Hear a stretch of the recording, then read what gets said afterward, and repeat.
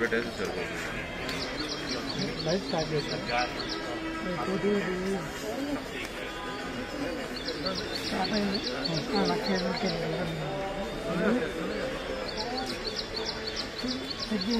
ఇంకా రాను బ్లింక్ అవుతుంది కదా ఇక్కడ.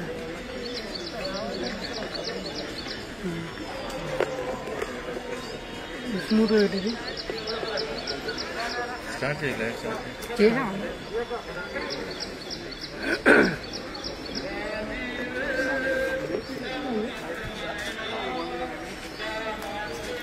లైవ్ స్టార్ట్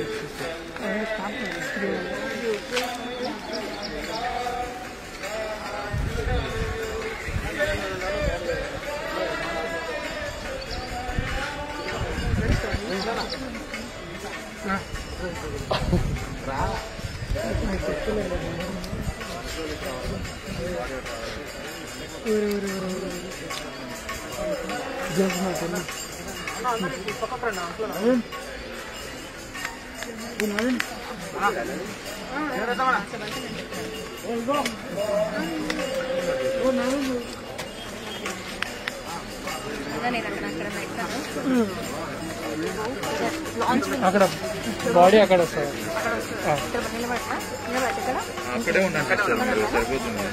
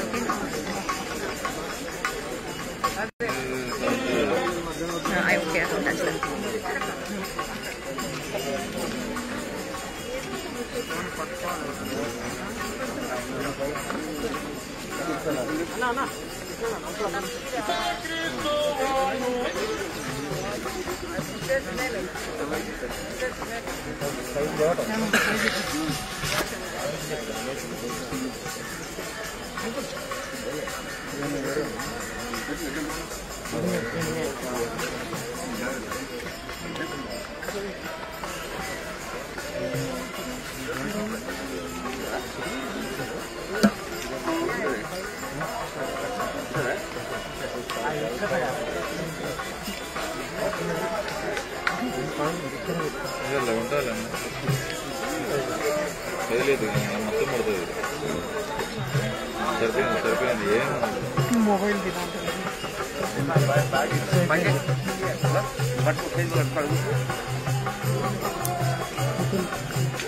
అట్లా కూర్చో కదలదు. దాని మీద కూర్చోవద్దు, వెనకాల లైవ్ పెడుతున్నారు. కదలదు.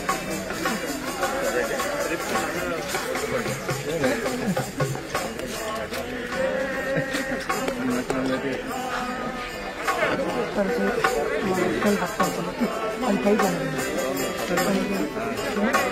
కదలేదు, మొత్తం జారిపోతుంది. మట్టి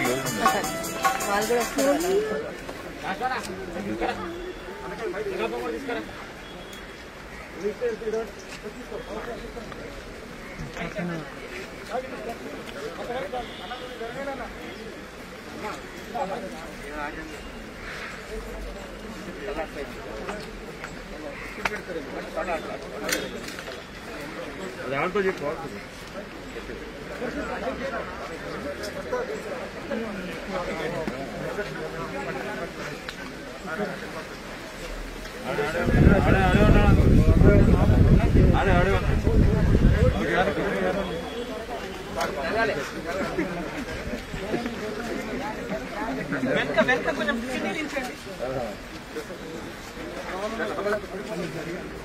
ఇంటికి రావడానికి నాకు ఇంటికి రావద్దు బాబు, ఇద్దరు పడుకున్నట్టు దానికి వెళ్ళాలి.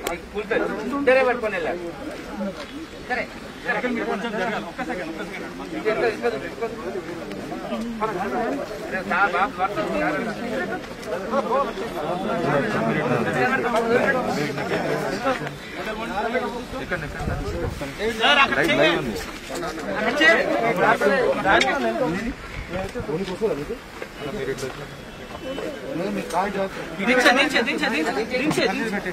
చిన్నగా పెట్టి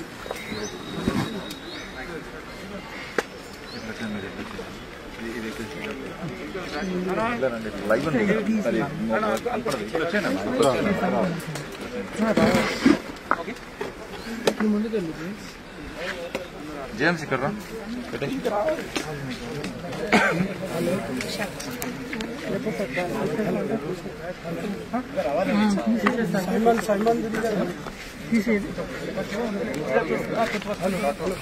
చలే మరి మైక్ చెప్పండి.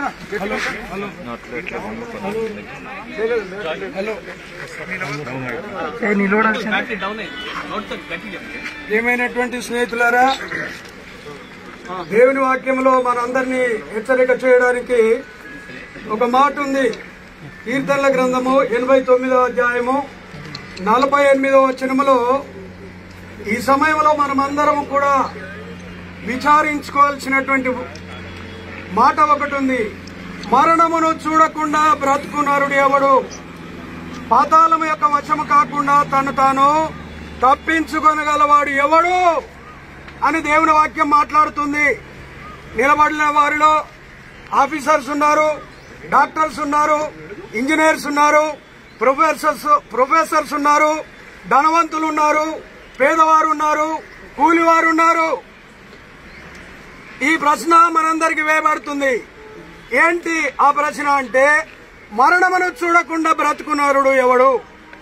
దేవుడైన యెహోవా నేల మట్టితో నరుని నిర్మించి వాని నాసికారంధ్రములలో జీవవాయును ఊదగా నరుడు జీవాత్మ.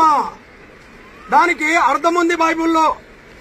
నరుని ఆత్మ దేవుడు పెట్టిన దీపం కనుక ఈ దీపం ఆరిపోయింది. ఈ దీపము దేవునికి ఇష్టమైంది. ఈ దీపమును దేవుడు తీసుకున్నాడు. నరులందరూ వెళ్లవలసిన మార్గములో గత దినము వాల్టర్ గారు వెళ్లిపోయినారు. What about you? One day you will come here. ఇది నీ స్థలము. నీవు మంటిలో నుండి తీయబడినావు. నీవు మన్నే కనుక ఒకనాడు మన్నైపోతావని రాజైనటువంటి సొలొమోను రాస్తుంటాడు. సూర్యుని క్రింద ఉన్న సమస్తము వ్యర్థము వ్యర్థము వ్యర్థము. అతిశయిస్తుంటాం, చదువును బట్టి అతిశయిస్తుంటాం, జ్ఞానమును బట్టి అతిశయిస్తుంటాం, ధనమును బట్టి అతిశయిస్తుంటాం, కులమును బట్టి అతిశయిస్తుంటాం. కానీ మనమందరము ఒకనాడు మంటి నుండి తీయబడిన వారము మంటిలోనికి వెళ్లిపోవాలా. మంటిలోనికి వెళ్లిపోవాలి కనుక మనమందరము నీతిమంతులము కాదు. మనమందరం పాపాత్ములమైనటువంటి మనల్ని, అనీతిమంతులమైనటువంటి మనల్ని నీతిమంతులుగా చేయడానికి ప్రభు అయినటువంటి యేసు క్రీస్తు వారు మనిషి అవతారుగా ఈ లోకంలోనికి వచ్చిన సత్యము మనం ఎరుగుదము. ఆ విశ్వాసముతో మనము దేవుణ్ణి అంగీకరించినాం. దేవుని యొక్క వాక్యములో యోహాను సువార్త 1:12 తనను ఎందరు అంగీకరించును అనగా తన నామమందు విశ్వాసముంచు వారికి దేవుని పిల్లలగుటకు అధికారం ఇవ్వబడెను. దేవుని పిల్లలు దేవుని రాజ్యంలోనికి వెళుతారు. ప్రకటన గ్రంథము 7వ అధ్యాయం 13వ వచనములో మీరు మహాశ్రమల నుండి వచ్చినటువంటి వారు గొర్రెపిల్ల రక్తములో తమ వస్త్రములను ఉతుక్కొని వాటిని తెలుపు చేసుకున్నటువంటి వారు నిత్యము దేవుని ఆలయంలో ఉన్నారు. వాల్టర్ గారి యొక్క పరిచర్య ముగించబడలేదు. మింట్సామెల్ గారు అన్నారు, ఈ యొక్క సేవను ఎవరు కంప్లీట్ చేస్తారు, ఎవరు ఆ స్థానంలో ఉంటారు అని అంటూ ఉన్నాడు. కానీ ఆయన సేవ ఇక్కడ కంప్లీట్ అయింది. కానీ అక్కడ ఒక్కసారి చదవండి, మత్తయి చదువుతారా? మత్తయి సువార్త ప్రకటన గ్రంథం 7వ అధ్యాయము 14-15 చదవండి ఒకసారి.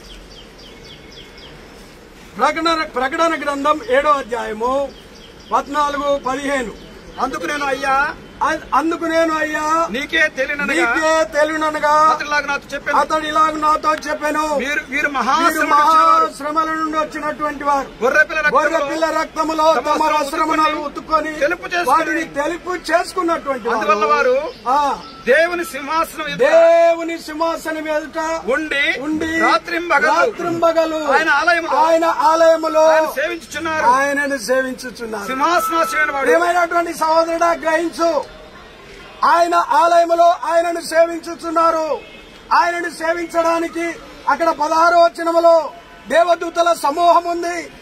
దేవుని బిడ్డలైనటువంటి వారు అక్కడ దేవుని సేవ ఇంకా కూడా చేసేటువంటి ఆ భాగ్యం దక్కుతుంది. వీరు మహాశ్రమల నుండి వచ్చినటువంటి వారు, లోక సంబంధమైనటువంటి ఆస్తి పాస్తులతో కూడినటువంటి వారు కాదు. అక్కడ ఉండేవారు లోకంలో ప్రయాసపడినటువంటి వారు కాదు. కనుక వారి అక్కయ్య గారు చెప్పినటువంటి సాక్ష్యం మనం అందరం విన్నాం. ఎక్కడున్నాడు తమ్ముడు, ఎక్కడున్నాడు? ఈ రోజు బర్త్డే ఉంది, ఎక్కడున్నాడంటే దేవుని ఆలయంలో దేవుని సేవిస్తున్నాడు. నీవెక్కడున్నావు? నువ్వెక్కడుంటున్నావు? నువ్వేం చేస్తున్నావు? విరవీగుతున్నావు. మరణమును చూడకుండా బ్రతుకున్నారుడు ఎవడు? ఒక్కసారి ఆలోచించు, ఒక్కసారి విమర్శించుకో. ఒకనాడు నీకు మరణం ఉంది. మరణమునకు ప్రేమ లేదు. మరణమునకు ఏమాత్రం కూడా ప్రేమ లేదు. చిన్నవాడు, పెద్దవాడు, వృద్ధుడనే ప్రేమ లేదు. మరణం ఎప్పుడొస్తుందో తెలియదు. ఐగుప్తు వాళ్ళు దేవునికి మెడను వంచనందువలన, దేవుని మాట విననందువలన, ఫరో రాజు కఠినంగా ఉన్నందువలన ప్రతి ఇంటిలో మరణం ఉంది. ప్రతి ఇంటిలో మరణం వచ్చింది. ప్రతి ఇంటిలో దుఃఖం వచ్చింది. ప్రతి ఇంటిలో ఏడుస్తున్నారు. కానీ దేవుని యందు విశ్వాసం కలిగినటువంటి బిడ్డలకు దుఃఖం ఉండదు. అందుకనే అపోస్తలుడైనటువంటి పౌలు రాస్తుంటాడు, మొదటి తెస్సలోనీయులకు రాసిన పత్రిక 4వ అధ్యాయం 1వ వచనములో, నిరీక్షణ లేని ఇతరుల వలె మీరు దుఃఖపడకుండా నిమిత్తము నిద్రించుచున్న వారిని గురించి మాకు తెలియకుండా మీకు తెలియకుండా మాకు ఇష్టం లేదు. మీకు తెలవాలా? అందరూ ప్రభుతో ఉండడానికి వెళ్ళినాడు. త్రాగుబోతు ప్రభుతో ఎట్లుంటాడు? వ్యభిచారి ప్రభుతో ఎట్లుంటాడు? దొంగ ప్రభుతో ఎట్లుంటాడు? నరహంతకుడు ప్రభుతో ఎట్లుంటాడు? కనుక దేవుని రాజ్యంలో ఆయనను సేవించేవారు, ఆయనను నమ్మిన వారు, ఆయన యందు విశ్వాసం ఉంచిన వారు, ఆ నిరీక్షణ కలిగినటువంటి వారు క్రీస్తులో మరణిస్తే లేస్తారు. అక్కడే 14వ వచనములో ఉన్నది ఏమని? క్రీస్తు మరణించి, చూడండి 14వ వచనము, 4వ అధ్యాయం 14వ వచనం. యేసు మృతి పొంది తిరిగి లేచెనని మనము నమ్మిన యెడల అదే ప్రకారము యేసునందు నిద్రించిన వారిని ఆయనతో కూడా పెట్టుకొని వచ్చును. ఒకనాడు యేసు రానయుంటున్నాడు. 16వ వచనములో ఆర్భాటంతో, ప్రధాన దూత శబ్దంతో కడబూరం మ్రోగుతుంది.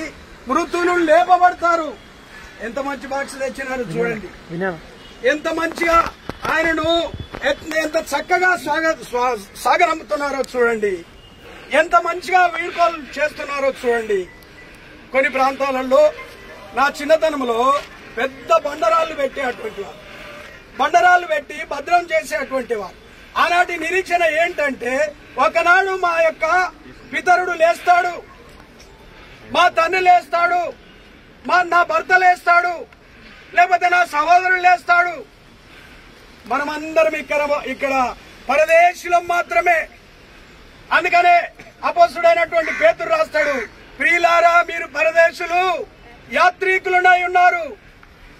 పరదేశులము ప్రియులారా మన పురమిదిగాదెప్పుడు, నిజముగా పురమిదిగాదెప్పుడు. మన పురమిది కాదు, మన రాజ్యం ఇది కాదు. ఎవరు చెప్పినాడు? పేదవాడు చెప్పలేదు, గొప్పవాడైనటువంటి అబ్రహాం చెప్పినాడు.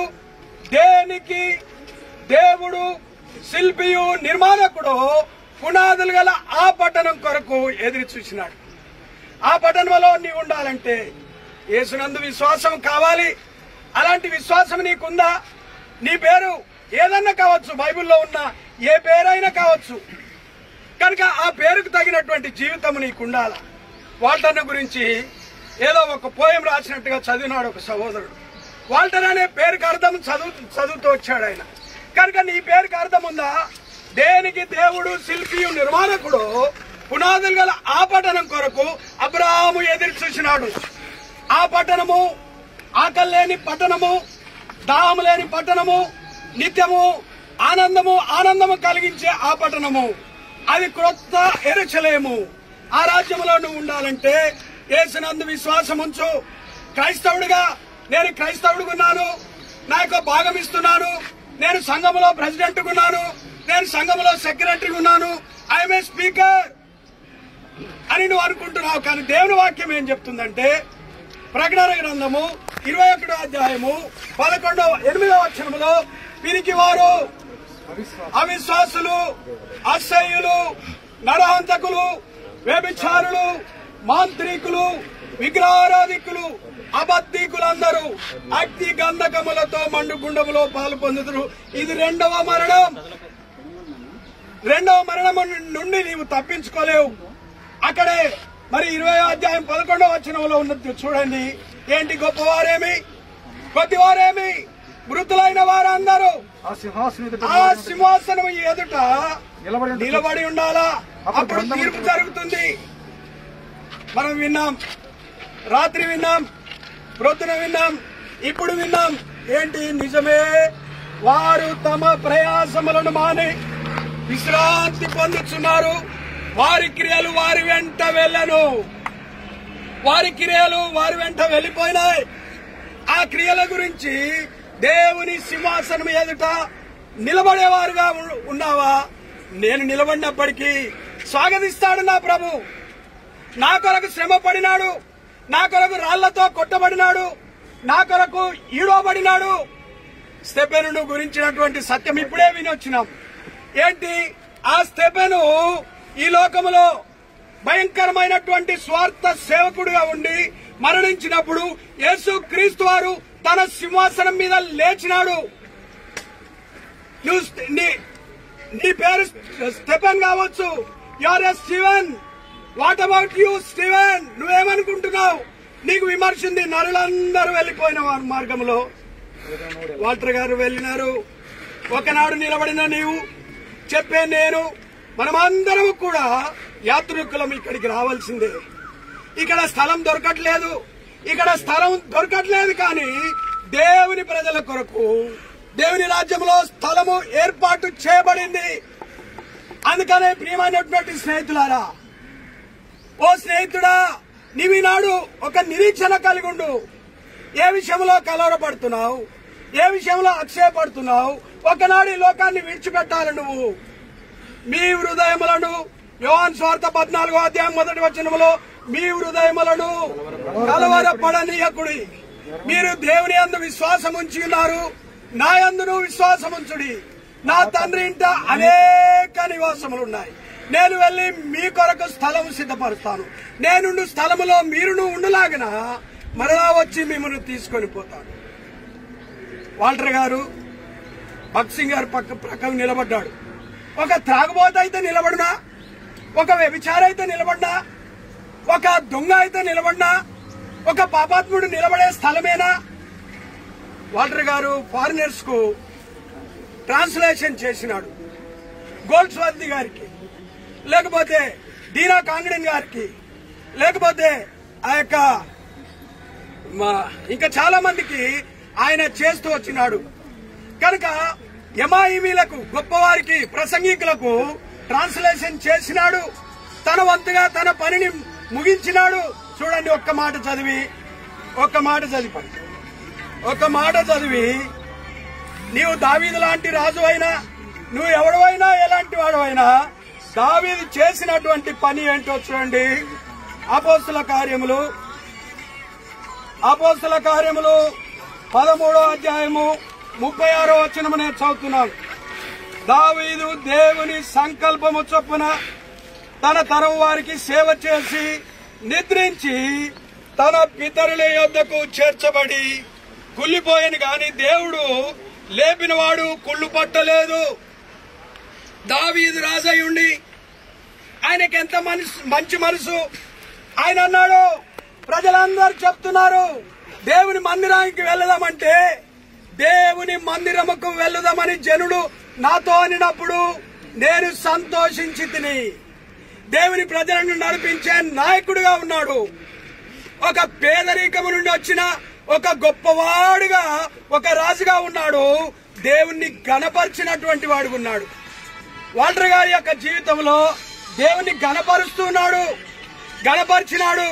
మనం అందరం చెప్పగలము, ఆయనకు క్రోధము, కక్ష, అసూయ ఏదుందో నాకు తెలియదు. కానీ ఆయన తన యాత్రను ముగించుకొని ఆయన క్రియలు ఆయనతో వెళ్లినాయి. ప్రియ స్నేహితుడా, మంచి స్నేహితుడిని ఓడగొట్టుకున్నాం కదా, మంచి వర్తమానికుడిని ఓడగొట్టుకున్నాం కదా, ఆయనకి మన మధ్యలో లేడు కదా. మనం ఈ యొక్క సమాధి కార్యక్రమంకు వెళ్ళాలి కదా. అక్కడ 40 మంది అంటే 400 మంది వచ్చినాం కదా. కానీ 400 మందిలో నీ లెక్క ఉంది. నువ్వు ఒకనాడు ఇక్కడికి రావాలి కనుక నువ్వు ఏం సేవ చేస్తున్నావు, ఎవరికి స్వార్థాన్ని అందిస్తున్నావు? గో బ్రదర్స్ వీళ్ళిద్దరు దేవుని సేవలో విరామంగా చేస్తున్నారు. పొగడట్లేదు ఈయనను ఏమాత్రం కూడా నేను అందరి ముందు పొగడట్లేదు. మీకు తెలియదా, నాకు తెలియదా? వారి జీవితము ప్రభుకు అంకితము చేసుకున్నటువంటి వారు దేవుని యొక్క సింహాసనం మీద ఉంటారు. వారు దేవుని యొక్క నిత్యత్వంలో ఉంటారు. అందుకనే అపోస్తుడైన పౌలు చెప్పినాడు, గుర్తుపెట్టుకోనండి, మన పౌరస్థితి చెప్పండి పరలోకమందు ఉంది, హైదరాబాద్ లో లేదు. హైదరాబాద్ లో వేర్ ఆల్ సెటిలర్స్. కానీ అతిశయం చాలుంది, నా లోపల ఉంది. నేను ఎంత గర్విస్తుందో మీకు తెలుసు, కొందరికి తెలుసు. కాబట్టి అందరికి తెలియకపోయినప్పటికీ ఎంత మూర్ఖుండో మీకు తెలుసు, కొందరికి తెలుసు. కానీ మూర్ఖుడైనా ఎటువంటి వాడినైనా దేవుడు క్షమించి తన రాజ్యములో నిన్నుంచుతాడు. ఆయన వచ్చినప్పుడు క్రీస్తునందు నిద్రించిన వారు మొదట లేస్తాడు మన సహోదరుడు. అందుకని ఈ యొక్క ప్రసంగి అన్నాడు, మనైనది వెనుకటి వలనే మరలా భూమికి చేరును, ఆత్మ తాను దయచేసిన దేవుని యొద్దకు వెళ్ళును. ఆత్మ దేవుని సన్నిధిలో ఉంది. ప్రియమైన స్నేహితులారా, ఒకనాడు విశ్వాసులారా, సహోదరి, కుమారుడా, కుమార్తె, అక్క చెల్లెళ్ళారా, అన్నదమ్ములారా, ఈయన బెనెడిక్ట్ స్కూల్లో చదువుకున్నాడు. మా మిస్సెస్ వీళ్ళంతా కొంతమంది ఆ స్కూల్లో స్టూడెంట్స్ వాళ్ళంతా కనుక అక్కడ చదువుకున్నాడు. ఎబ్రోన్కి వచ్చినాడు. బ్రదర్ భక్సింగ్ గారి వాక్యం విన్నాడు, రక్షణ పొందినాడు. దేవుని కొరకు స్వార్థికుడిగా నిలబడ్డాడు. ఒక ట్రాన్స్లేటర్ గా నిలబడ్డాడు, ఒక ప్రసంగికుడిగా నిలబడ్డాడు. ఎందరో చెప్తూ వచ్చినారు, అయిపోయింది కదా. ఎందరో వీళ్ళు నా గాలి తీసిన తర్వాత మైక్ ఇచ్చారు కనుక మరి దేనికి దేవుడు శిల్పి నిర్మాణకుడు, ఆ పునాదులు గల ఆ పట్టణం భూమి మీద మీ గుడారము శిథిలమైపోయినను దేవుని చేత కట్టబడినటువంటి పరలోక పట్టణం ఉంది. ఆ పట్టణంలో నీవు నేను ఉండాలంటే ఈ మంటిలోనికి నీవు వెళ్లాల్సిందే. ఆత్మ ఈ యొక్క ఎముకల్లోనికి వస్తదంట. ఎహెజ్కేలు రాస్తుంటాడు 37వ అధ్యాయంలో, ఈ ఎముకల్లోనికి, ఈ యొక్క ఉడిగిపోయినటువంటి మాంసంలోనికి, మట్టి అయిపోయినటువంటి ఈ మాంసంలోనికి నరములు, కండరములు అన్ని కూడా తిరిగి సమకూర్చబడి ఆత్మ చేత లేపబడతారంటే ఎవరు? Not Yesupadam, not Yesuratnam, not Isaac, not Christian. ఎవడు ప్రభులో ఉంటాడో, ఎవడు ప్రభుని అంగీకరిస్తాడో వాడు మాత్రమే యేసునందు నిద్రిస్తాడు. ఈయన ఇప్పుడు నిద్రించినాడా, చనిపోయినాడా? పాప నిద్రించినాడా, చనిపోయినాడా? చాలా మందికి డౌట్ ఉంది. ప్రభులో నిద్రించినాడు. ఈ నిద్ర ప్రభు మాత్రమే మేల్కొల్పుతాడు, ఒకనాడు లేస్తాడు. కనుక ఆ శుభప్రదమైన నిరీక్షణతో మనం ఈ యొక్క బాక్స్ను దయచేసి లోపల దించండి. దించిన తర్వాత ప్రార్థనకి ఎవరైతే నియమించబడినారో జయరాజు గారు, జయరాజు గారు ఫ్రమ్ తిరుపతి. ఒక్క నిమిషం, ఇంకో మెసేజ్ దించండి బాబు.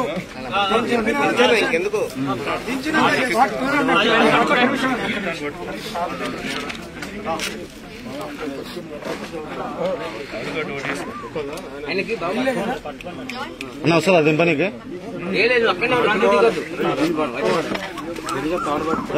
మంచిగా పట్టుకో.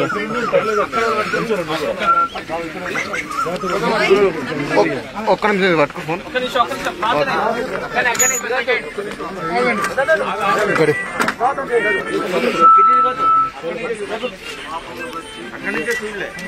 ప్రేమనా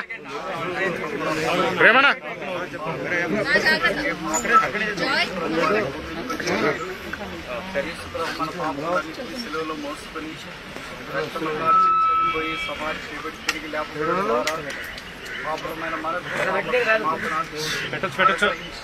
ఇది ఉచితం. ఎవరు ఈ పాప క్షమాపణ మారు మనసు పొంది ఈ లోకాన్ని విడిచిపెడతారో వారు పరలోక రాజ్యమైన నిత్యత్వంలోనికి ప్రవేశిస్తారు. ఎవరు యేసు ప్రభువును అంగీకరించకుండా నిరాకరించి తృణీకరించి లోకాన్ని విడిచిపెడతారో బైబిల్ సెలవిస్తుంది వారు మరణంలో నుండి జీవములోనికి దాటక తీర్పులో నుండి పాతాళంలోనికి ప్రవేశిస్తున్నారు. దేవుని దాసుడు వాల్టర్ గారు ప్రభువైన యేసునందు విశ్వాసం ఉంచి ఆశ్చర్యకరమైన వెలుగులోనికి ప్రవేశించి నిత్యత్వంలో తనతో పాటు ఉండటానికి దేవుడు సిద్ధపరిచిన రాజ్యంలోనికి కొనుకోబడ్డాడు. దేవుని ఆశీర్వాదం. ఇంకా యేసు ప్రభువును అంగీకరించకుండా పాప క్షమాపణ మారు మనసు పొందకుండా ఉంటే ప్రభువైన యేసునందు విశ్వాసం ఉంచు. అప్పుడు నీవును నీ ఇంటి వారిలో రక్షణ పొందేది. రక్షణ పొందిన మనము భోజనాన ప్రభు మన కొరికే రానయ్యున్నాడని మనం ఆయనతో పాటు ఉండడానికి సదాకాలం కొనుకోబడ్డామని శుభప్రదమైన నిరీక్షణ కలిగిన వారమై ఆయన రాకడ కొరకు ఎదురు చూస్తూ ఒకరినొకరు ఆదరించుకుంటూ దేవుని వాక్యం ద్వారా ప్రోత్సహించడం ఆ రాకడ కొరకు సిద్ధపరచబడినట్లు ప్రభువు మనకు సహాయం చేయను గాక.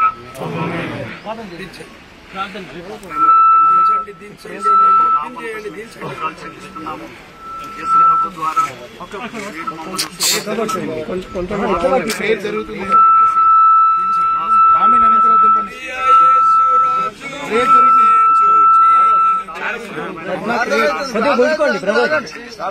దాసులు పిలుచుకున్నారు. నల్లారా రండి అని మీరు పిలిచినప్పుడు మీ మాటకు స్పందించి మీ దగ్గర రావడానికి కృప అనుగ్రహించున్నారు. విడిచిపెట్టబడిన కుటుంబాన్ని, బంధువులను, రక్త సంబంధికులను, స్థానిక సంఘాన్ని మీరు కరుణించి ఆదరించి మీ దాసులు లేని లోటు తీర్చండి. ఒక తల్లి వారిని ఆదరించినట్లు నేను మిమ్మల్ని ఆదరిస్తానని సెలవిచ్చినారు. సమస్త ఆదరణ కర్తైన దేవుడు గనుక మీరే ఆ ఆదరణతో ఆదరించండి, కన్నీరు తుడవండి, గాయాన్ని ఖర్చండి. మీ దాసులు వెళ్లిన ఆత్మ సంబంధమైన మార్గంలో చేరువచ్చిన మేము దూర ప్రాంతాల నుండి వింటున్న వారు కూడా వెళ్ళినట్లు మీరు మాకు సహాయం చేయండి. ముందన కార్యక్రమం కొరకు సిద్ధం చేయమని యేసు ప్రభు నామమున ప్రార్థిస్తున్నాము తండ్రి.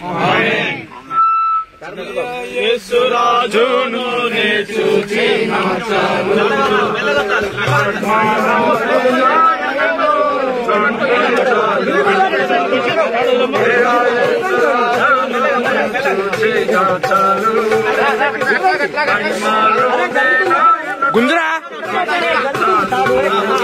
చిన్నగా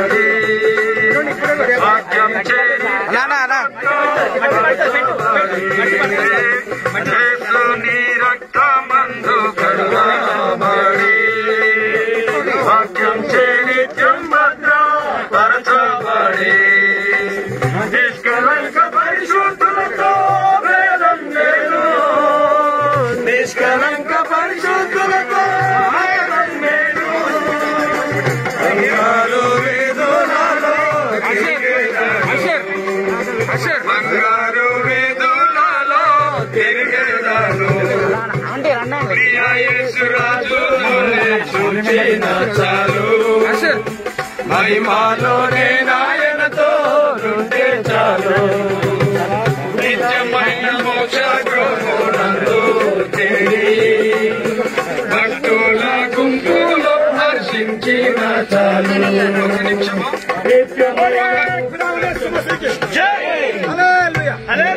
ప్రార్థన అనంతరము మరి మీరందరూ పూలు లేకపోతే మట్టి వేయాలనుకునేవారు నా తర్వాత ప్రేమ కలిగిన మా తండ్రి, నమ్మకమైన మా దేవ, మీ పాదములకు స్తుతులు స్తోత్రములు అందరం చెల్లిస్తున్నాం. మొదటి మానవుడైనటువంటి ఆదాము ఆజ్ఞను అతిక్రమించినందువలన తనతో మీరు మాట్లాడుతూ వచ్చినటువంటి స్పష్టమైన మాట, నీవు నేల నుండి తీయబడితివి కనుక నీవు మొన్నే కనుక తిరిగి మొన్నైపోదు అని మంటికి మన్నుగాను దుమ్ముకు దుమ్ముగాను ధూళికి ధూళిగాను ఈ యొక్క భౌతికాయమును మీ సన్నిధిలో అప్పగించుచున్నాం. కృప చూపించి విడవబడినటువంటి సహోదరి పిల్లలు, బంధువర్గము, సంఘం సహవాసులు, విశ్వాసులందరికీ కూడా ఇలాంటి శుభప్రదమైన నిరీక్షణ మా అందరికీ దయచేయండి. మీరు రాబోతున్నారు. ఆర్భాటముతో ప్రధాన దూత శబ్దముతో కడబోరం మ్రోగినప్పుడు మృతులు అక్షయులుగా లేపబడతారు. మహిమ శరీరము దాల్చుకొని మా ప్రియుని మేము చూస్తామనే నిరీక్షణ మాకు దయచేసి మీ నామమునకు మహిమ కలుగుటకై కుటుంబాన్ని ఆదరించి బలపరచండి. మా తండ్రి ప్రభా, తండ్రి లేని వారికి తండ్రిగా, మా తండ్రి విధవరాలకు న్యాయకర్తగా మీరుండి మీ నామమునకు మహిమ కలుగుటకై నేనున్నాను, భయపడకు, దిగులు చెందకమని లలితమ్మ గారితో మాట్లాడి మీకే మహిమ ఘనత ప్రభావాలు పొందమని వచ్చిన అందరిని దీవించి పంపమని యేసు నామములో ప్రార్థిస్తున్నాం తండ్రి. మన పరమ తండ్రి అయిన దేవుని ప్రేమ, మన ప్రభు అయిన యేసు క్రీస్తు వారి కృప, పరిశుద్ధాత్మని యొక్క అన్యోన్య సావాసం ఇప్పుడు ఎల్లప్పుడు సదాకాలము చేరి వచ్చిన మనందరికీ తోడయుండును గాక. వేయండి పూలు. ప్రియ యేసు రాజును చూచిన చాలు, మహిమలోనే నాయనతో ఉంటే చాలు. యేసు రాజును చూచిన చాలు, మహిమలోనే నాయనతో ఉంటే చాలు.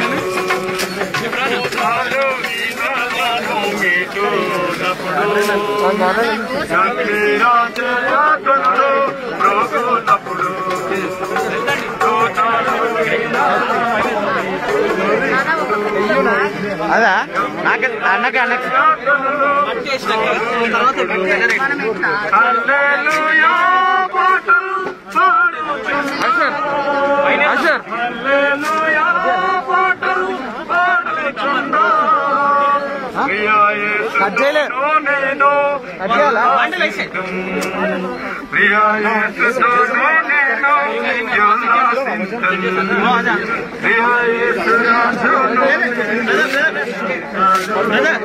ఇది పచ్చి ఇక్కడ కాలు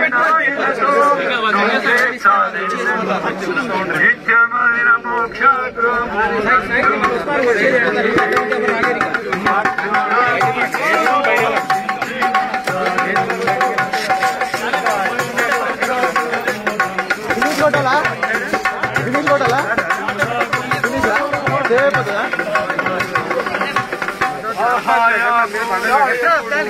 ఇప్పుడే కాదు అటెం చేసిన పైన పైన పైన